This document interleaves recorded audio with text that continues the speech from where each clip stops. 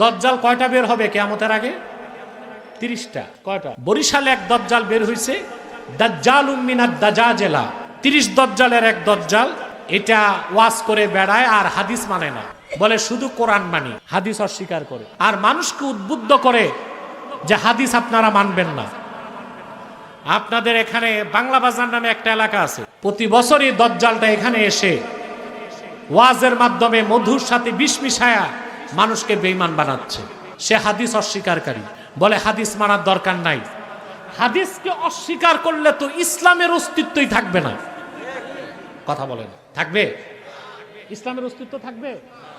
আমি একটু দৃষ্টান্ত দিয়ে বুঝাই। বাংলা বাজার কত দূর? তো দজ্জাল কাছে চলে আসছে, দাজ্জাল তো কাছে চলে আসছে। তা আপনাদেরকে তো সতর্ক হইতে হবে, সমস্যারে বলতে হবে শুধু কোরআন বিশ্বাস করি হাদিস মানি না, তারা মুসলমান না কাফের। শরীয়তপুরে জায়গা পায় কেমন করে? এগুলোকে পাওয়া মাত্রই গরু চোরকে কি করেন? কিছুটা ধোলাই দিয়া পুলিশের হাতে দিবেন। রাসূলুল্লাহর হাদিস অস্বীকারী মুসলমান হতে পারে না। এই দলের যে নেতা সারা পৃথিবীতে নেতৃত্ব দেয়, তার নাম ডক্টর তাজ হাশমি। 2022 সালে আমার সাথে ডিবেটে সে পরাজিত হয়েছে। এই দলের বাংলাদেশে যে নেতৃত্ব দেয়, ওই খিনজিরটার নাম হচ্ছে আবু সাইদ খান। ওই দেখছিলেন না, একটা কুত্তার গোশত দেওয়ার চেষ্টা দেখছিলেন? ওই খিনজিরটার নাম আবু সাইদ খান। সেও ডিবেটে গেছে, 21 মিনিটের মাথায় মস্তক নত করে পালায়ে গেছে। ওই 2 খিনজিরের টাকায় এই বরিশালে আরেক খিনজির হয়েছে। এটা হাদিস অস্বীকার করে, বলে কবর আযাব বলতে কিচ্ছু নাই, এগুলো মিথ্যা কথা। অথচ কবর আযাবের কথা কোরআন শরীফে আছে, সরাসরি আছে। সূরা ইব্রাহিমের 27 নম্বর আয়াতে আল্লাহ তাআলা বলেছেন, ইউসাব্বিতুল্লাহুল্লাযীনা আমানু বিল কওলিস সাবিতি ফিল হায়াতিদ দুনিয়া ওয়া ফিল আখিরাহ। যারা ঈমান এনেছে তাদেরকে সুস্পষ্ট বক্তব্য ঈমানের মূল কথার উপর আল্লাহ তাআলা প্রতিষ্ঠিত রাখেন, দুনিয়াতে আখিরাতে। আখিরাত মানে কবরে সুয়াল জবাবের মাধ্যমে তারা কালেমার সাক্ষ্য দেয়, ঈমানের সাক্ষ্য দেয়। অতএব কবর আযাব তো হাদিস লাগে না, কোরআন দিয়ে প্রমাণিত। ওরা কবর আযাব অস্বীকার করে, কখনো আখিরাতকে অস্বীকার করে, নামাজকে অস্বীকার করে। কারণ হাদিসকে যখন কেউ মানবে না, তখন তার ইসলামের অস্তিত্ব থাকে না। থাকে? আমি একটু উদাহরণ দেই, কথা বলে। নামাজ কয় ওয়াক্ত? এই কথাটা কোরআন শরীফে আছে, 5 ওয়াক্তের কথা আছে। আকিমিস সালাতা তারাফাইন নাহারি ওয়া যুলাফাম মিনাল লাইল ইন্নাল হাসানাতি ইউযহিবনাস সাইয়্যাত। এই আয়াতের মাধ্যমে আল্লাহ 5 ওয়াক্ত নামাজের কথা বলেছেন, কিন্তু ফজর ফরজ কয় রাকাত? জোরে বলতে হবে। যোহর, আসর, মাগরিব, এশা কোরআনে কোথায় আছে? তাহলে শুধু কোরআন মানি হাদিস মানি না, এটা বললে প্রথমেই নামাজ শেষ। নামাজ নাই। ইসলামের মূল ভিত্তি কয়টা? ঈমানের পর কি? নামাজ। নামাজ গেছে। 2, নামাজ পড়ার জন্য ওযু করতে হবে না? আর ওযুর কথা আল্লাহ কোরআনে কি বলছেন? ইয়া আইয়ুহাল্লাযীনা আমানু ইযা কুমতুম ইলাস সালাতি ফাগসিলু উজুহাকুম ওয়া আইদিয়াকুম ইলাল মারাফিক ওয়ামসাহু বিরুউসিকুম ওয়া আরজুলাকুম ইলাল কাবাইন। বলছেন না ওযুর কথা? কথা বলেন, বলছেন? ইযা কুমতুম ইলাস সালাহ, যখন তোমরা নামাজে দাঁড়াও, শাব্দিক তরজমা এটা হয়।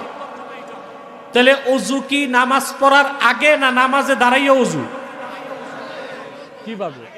আল্লাহ তো বলছেন ইযা কুমতুম ইলাস সালাহ, যখন নামাজে দাঁড়াও মুখ ধো, হাত ধো, মাথা মাসা করো, পাও ধো।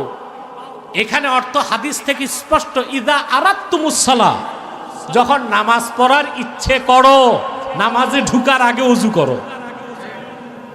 তো হাদিস বাদ দিলে নামাজও গেছে, ওযু গেছে। নামাজের পর কি? যাকাত।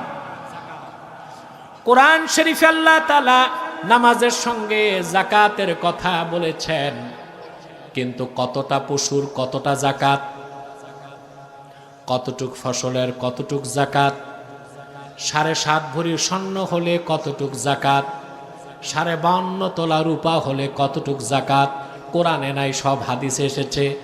তাহলে কেউ যদি বলে শুধু কোরআন মানি হাদিস মানি না, নামাজও শেষ, জাকাতও শেষ। নামাজও জাকাতের পর কি হাজ, হাজ ঠিক কিনা? হজের ব্যাপারে আল্লাহ কোরআনে কি বলছেন? আল্লাহ রাব্বুল আলামিন বলেছেন, ওয়ালিল্লাহি আলান নাসি হিজ্জুল বাইতি মান ইসতাতা ইলাইহি সাবিলা। ইমানদার মানুষ যারা, তাদের মধ্যে যারা কাবা ঘর পর্যন্ত পৌঁছতে সক্ষমতা রাখে, তাদের উপর বাইতুল্লাহর হজ ফরজ। তো কোরআন বলতেছে হজ হচ্ছে কাবা ঘরে। হজের দিন কোনটা বলতে পারেন? জিলহজের 9 তারিখ, আরাফার দিন, যেখানে আল্লাহ তাআলা বললেন হজ হবে বাইতুল্লাহর। কিন্তু হজের দিন একজন হাজিও কাবা ঘরে থাকে না, সব থাকে 10 মাইল দূরে আরাফার ময়দানে। হাদিস বাদ দিলে থাকতে হবে কই? কাবায়। তাহলে হাদিস বাদ দিলে নামাজও নাই, জাকাতও নাই, হজও নাই, থাকে রোজা। ঠিক কিনা? থাকে কি? রোজা শব্দ কোরআনে আছে নাকি? আল্লাহ রোজাকে বলছেন সওম, বহুবচন সিয়াম। সওমের আবার আল্লাহ 2টা অর্থ নিছেন। কয়টা? সওমের একটা অর্থ হচ্ছে ইমসাক, বিরত থাকা। সওমের আরেকটা অর্থ হচ্ছে সুকুত, কথা না বলে চুপ থাকা। এই কোরআনেই আল্লাহ সওমের কয়টা অর্থ নিছেন? একটা অর্থ হচ্ছে ইমসাক, ইমসাকুন আনিল আকলে ওয়াশ শুরবি, পানাহার থেকে বিরত থাকা। আবার সওমের আরেকটা অর্থ হচ্ছে কথা না বলে চুপ থাকা। যেমন আল্লাহ রাব্বুল আলামিন বলেন, কষ্ট হচ্ছে আপনাদের? এই যে বরিশালের খিনজির সব ধ্বংস করতেছে, সাবধান হইতে হবে না? কথা বলে না, দাজ্জাল তো। শরীয়তপুরে এত আলেম ওলামা থাকতে এই রকম ভণ্ড কেমন করে ঢুকে আমার বুঝে আসে না। আইনের আশ্রয় নিবেন, যদি আইন প্রয়োগ না হয় আমার দেশের সরল প্রাণ মুসলমানকে সুন্নাহ থেকে, হাদিস থেকে সরানো যাবে না। নাম রাখছে সুন্দর, আহলে কোরআন। যারা হাদিস মানে না ওরা আহলে কোরআন না আহলে শয়তান? চিল্লায় বলে, আহলে কোরআন না আহলে শয়তান? 5 নাম্বার হচ্ছে রোজা। হাদিস না মানলে রোজাও, রোজার কটা অর্থ? আল্লাহ পাক বলেন কুতিবা আলাইকুমুস সিয়াম কামা কুতিবা আলাল্লাযীনা মিন ক্বাবলিকুম। আমি তোমাদের উপর রোজাকে ফরজ করেছি, সিয়ামকে ফরজ করেছি, যেভাবে ফরজ করেছিলাম পূর্বের জাতিদের উপর। শব্দ উল্লেখ করলেন এখানে। সম শব্দের অর্থ হচ্ছে সারাদিন পানাহার থেকে বিরত থাকা। আবার আরেক জায়গায় মরিয়মের ঘটনায় আল্লাহ বলেন, মরিয়ম কার নাম? ঈসা নবীর মার নাম, ঠিক কিনা? ঈসা নবীর নানা ছিল দাদা? কথা বলেন। বাবাই তো ছিল না, তো দাদা হয় কেমনে? দাদা হয়? কথা বলে না, দাদা হয়? ঈসা নবীর মা ছিল, বাবা ছিল না। এই যে তিনি পিতার সংস্পর্শ ছাড়া পৃথিবীতে আসছেন, এটা একটা আশ্চর্য বিষয় না? কথা বলে না। এখন ঈসা নবীকে দেখলে ওরা বলবে না তোমার স্বামী নেই, বাচ্চা কেমনে হয়েছে? তা আল্লাহ ফেরেশতার মাধ্যমে শিখাই দিয়েছেন। মারিয়াম তুমি বলো ইন্নী নাযারতু লিররহমানি সাওমান ফালান উকাল্লিমাল ইয়াওমা ইনসিয়া। আমি রহমানের নামে মান্যত করেছি, আমি কোনো মানুষের সঙ্গে কথা বলবো না। তা পানাহার থেকে বিরত থাকাকে আল্লাহ সিয়াম বলছেন, সওম। চুপ থাকাকে কি বলছেন? এখন যে শয়তান, ভণ্ড, লম্পট, দাজ্জালের অনুসারীরা বলবে আমরা শুধু কোরআন মানি হাদিস মানি না, তারা তো এখানে ধোঁকাবাজির সুযোগ আছে। বলবে সওমের তো দুই অর্থ, পানাহার না করাও সওম, চুপ থাকাও সওম। আমি দ্বিতীয় অর্থটা নিলাম, অর্থাৎ রোজার দিন 3 বেলা ভালো মতো খাবো, শুধু চুপ থাকবো। তাহলে আর কি সওম থাকে? তাহলে হাদিস অস্বীকার করলে ইসলামের অস্তিত্ব থাকে না। অতএব আহলে কোরআন দাবিদার যারা, নিঃসন্দেহে তারা কাফের। কারণ শুধু কোরআন মানলে মুসলমান হওয়া যায় না, কোরআনের ব্যাখ্যা রাসূলুল্লাহর হাদিসকেও মনে প্রাণে বিশ্বাস করতে হবে। বুঝছে? আল্লাহ কবুল করুক। প্রিয় ভাইগণ, যে কথা বলছিলাম, আল্লাহ তাআলা আমাদেরকে কবর থেকে উঠাবেন, উঠাবেন কিনা? তারপর হিসাব দিতে হবে কিনা? কথা বলে না। সব কিছুর হিসাব কে নিবেন? এই দুনিয়ায় মানুষ কবর থেকে আল্লাহ তাআলা কিভাবে উঠাবেন সেটাও তাফসীর হোসাইনিতে এসেছে। দ্বিতীয়বার হযরত মিকাইল সিংহায় ফুৎকার দেবার পরে কামা জিবরিল আলা সাখরাতি বাইতুল মুকাদ্দাস, বাইতুল মুকাদ্দাসের সাখরা বড় পাথরের উপর জিবরিল দাঁড়াবেন। পৃথিবীতে তখন কোনো মানুষ থাকবে না। হযরত জিবরিল আল্লাহর পক্ষ থেকে ডাক দিয়ে বলবেন, ইয়া আইয়াতুহাল লুহুমুল মুতামাজ্জাকা ওয়াল ইজামুল মুতাফাররাকা হালুম্মু ইলা আরশির রহমান। ও পৃথিবীর মাটির সঙ্গে মিশে যাওয়া গোশতগুলো আর হাড় হাড্ডিগুলো, মাটির সাথে চূর্ণ বিচূর্ণ হয়ে যাওয়া হাড় হাড্ডিগুলো, কবর থেকে উঠো, রহমান ডেকেছেন, তোমরা তোমাদের মালিকের সামনে উপস্থিত হয়ে যাও। হযরত জিবরিলের এই ঘোষণার সঙ্গে সঙ্গে সমস্ত কবরগুলো থেকে মানুষগুলো দাঁড়ায় যাবে, কারো শরীরে পোশাক থাকবে না, নতমস্তকে উলঙ্গ অবস্থায় হাসর ময়দানে মিজানের পাল্লার দিকে এগিয়ে যাবে।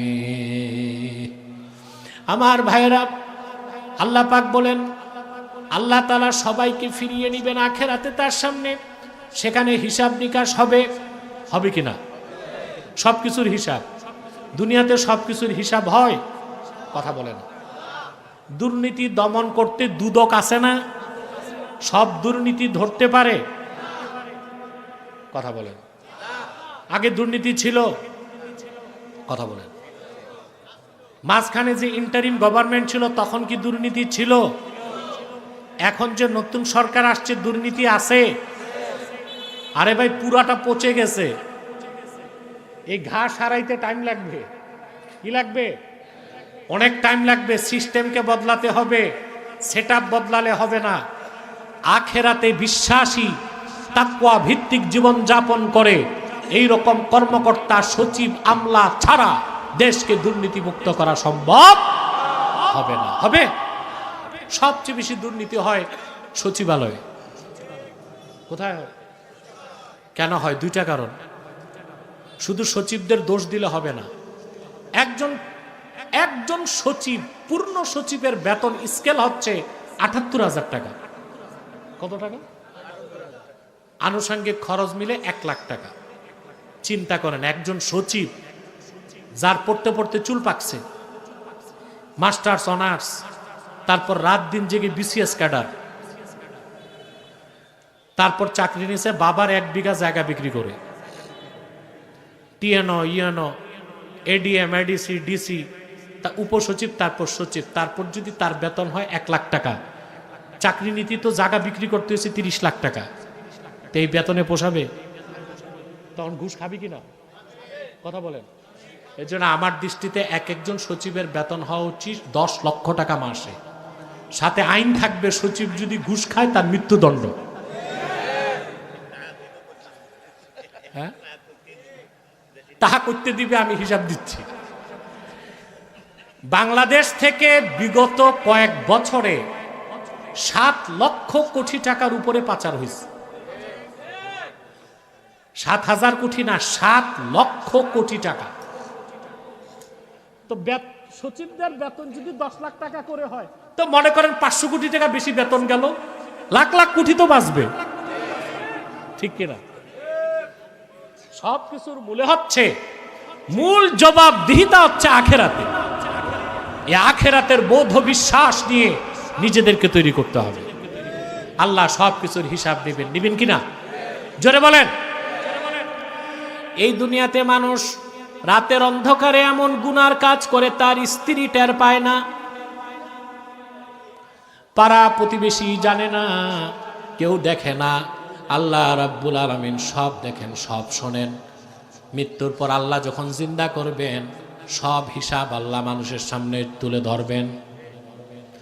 কোরআনে কারীম আল্লাহ তাআলা বলেন, ইয়াওমা তাজিদু কুল্লু নাফসিম মা আমিলাত মিন খাইরিন মুহদারা ওয়া মা আমিলাত মিন সু